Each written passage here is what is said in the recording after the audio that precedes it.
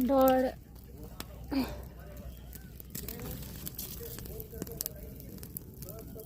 अम्मा कति किलो छ हौ यो त कति गरम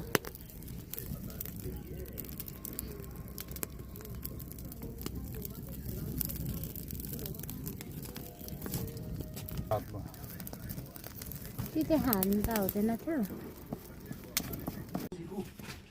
कुखुरा किन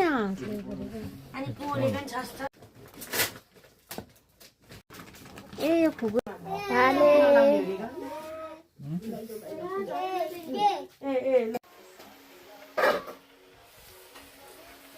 रेडी छ मासु तेल यो सल्लाह तर छिट्टो यो मेथी यो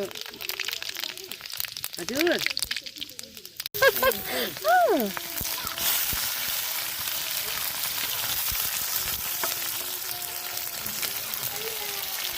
यो नानीहरू बिस्तारै आगोले बोल्दै फोन दिने आगोले माथि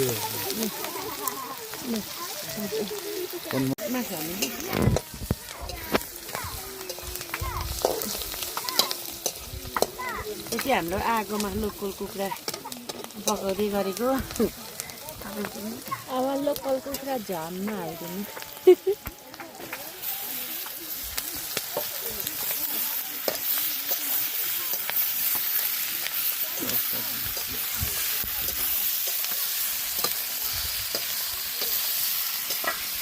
काम गर्दैको थियो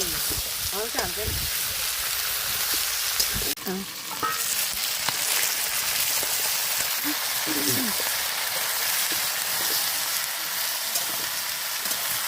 यो तातो हो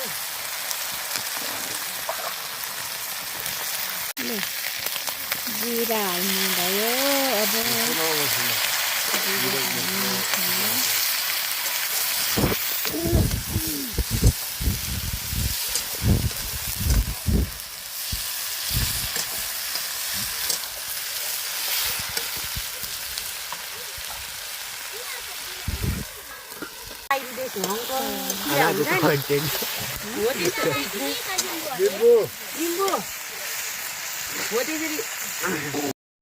अब चाहिँ टमाटर हाल्ने पालो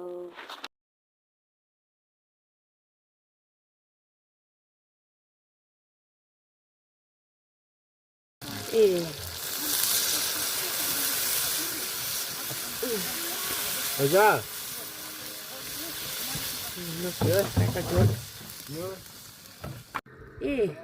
झोल उम्लेको गट्टा तत्त जस्तो के झोल्ने उयो गर्नु भाइ म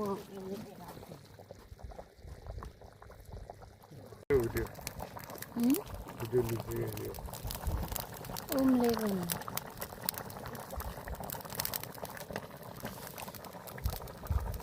हाम्रो ढिँडोको तयारी हुँदैछ हाम्रो ढेँडो पकाउने कार्यक्रम हुँदैछ यो चाहिँ के अरे तरकारीकै उयसमा हो हजुर अनि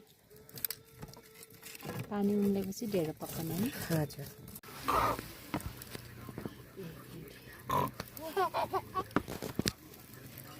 हाम्रो ढेँडो पाक्नु आँट्यो धेरै भएन पुग्छ पुग्छ भन्दा नि यति त सबैजना मन पराउँछन् ए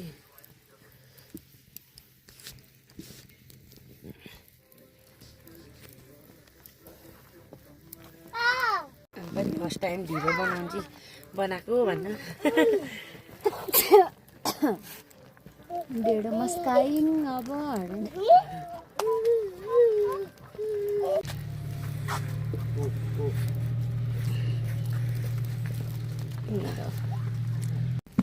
हाम्रो यहाँ ढेँडो चाहिँ सुरु हुँदैछ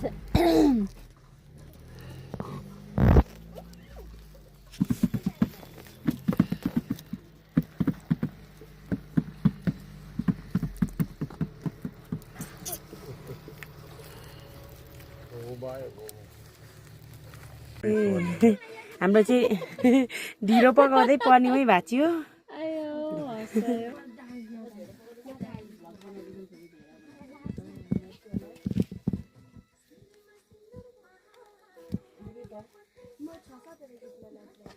लास्टमा पन्यु भाँचेर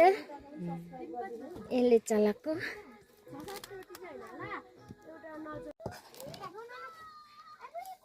ए यो रोटी चाहिँ खानु मिठो हुन्छ ए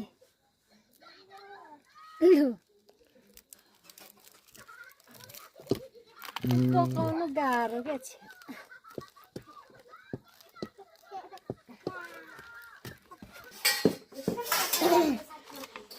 यो कुखुराको मासु लोकल कुखुराको मासु हो अनि यो भात ढेँडो नखानेलाई भात यो हाम्रो ढेँडो यो साग राईको साग यहाँनिर लिम्बूको यहाँ सिमी छ आज हाम्रो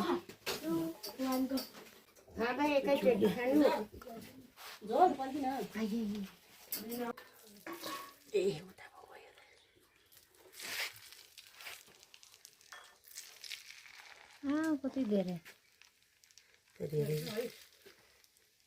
भयो अहिले छिरेर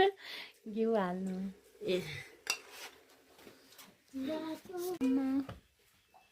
ढेँडो त खतरा ल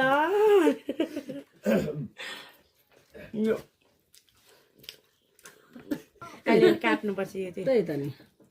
होइन यो अचार कसले खाने यो मटर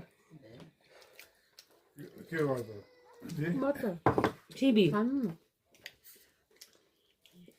सिबी त मैले छुकै छुइनँ साँच्ची हो अरू सब्जी खाँदै ठिक भयो तपाईँको मजाले देखेन यो तपाईँको अनुहार काटियो जस्तो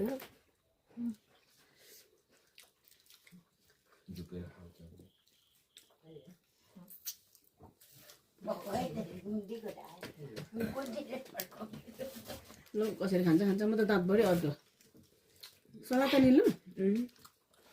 म सक्दिनँ निल्नु मेरो दाँतभरि अर्को म चाहिँ निल्छु है हो अनि कसरी स्वाद पाउनु त स्वाद चाहिँ कसरी पाउनु घुमायो मलाई खानु जान्छ त घुमै राख्नु मात्रै राख्नु भरे खानु ढिँडोसँग निकै ढिँडो चाहिँ मलाई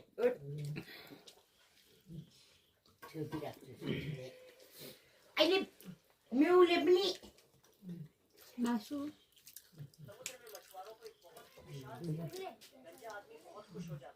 तपाईँको यो किन्नुपर्छ हौ के ए ओ यो खाएको साउन्ड पनि दामी आउँछ यो चाहिँ साउन्ड कट गरिदियो मेरो त सानो बुझ्दैन फोनमा त यो खानु ल चबाको गरेर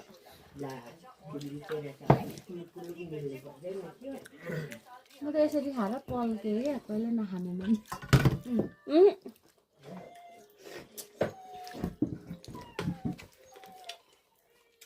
खानु सकिदिने खानु मरे बसेर हजुर त्यही हो नि अर्केन